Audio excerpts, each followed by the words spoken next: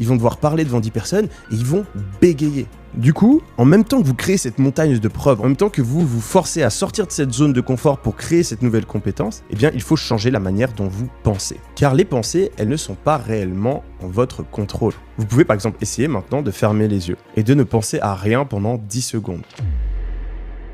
Si vous êtes attentif, vous allez réaliser que c'est pas possible. Vous allez forcément à un moment être distrait. Vous allez avoir une pensée qui va venir. Ah, j'ai oublié de faire ça. Ah putain, cette vidéo elle est comme ça. Ah, il faudra que je fasse ça après. Il y a une pensée qui va arriver. Et cette pensée, elle arrive sans que vous le vouliez. Imaginez-vous un champ de blé sauvage. Et maintenant, imaginez-vous des gens qui passent. Alors la première personne, elle doit vraiment se frayer un chemin, c'est difficile, etc. La personne qui passe après, probablement, elle va prendre le même chemin parce que c'est plus facile.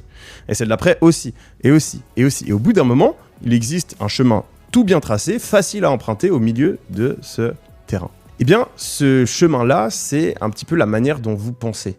Avec le temps, depuis votre enfance, vous avez eu des habitudes, des chemins de pensée qui se sont créés et qui se répètent. Donc si vous avez l'habitude de penser que les situations sociales sont dangereuses ou bien que vous êtes nul pour prendre la parole en public, eh bien, votre cerveau va continuer à penser ça. Et donc, ce qu'il va falloir faire, c'est recréer un nouveau chemin. Au lieu de penser « je suis nul pour prendre la parole en public », il va falloir créer un chemin qui dit « j'arrive à prendre la parole en public ». Et du coup, ça va demander un effort. Vous allez devoir passer à nouveau dans ce terrain de blé et écraser les différentes pousses. Et la fois d'après, il y aura de nouveau le même choix à faire. Est-ce que je prends le chemin qui est bien tracé et qu'on a creusé depuis des années, depuis toute notre enfance, ou est-ce que je prends le nouveau chemin qui est un petit peu plus difficile? Et donc, si vous ne faites pas attention, vos pensées, elles vont recommencer à suivre cet ancien chemin avec ces pensées négatives.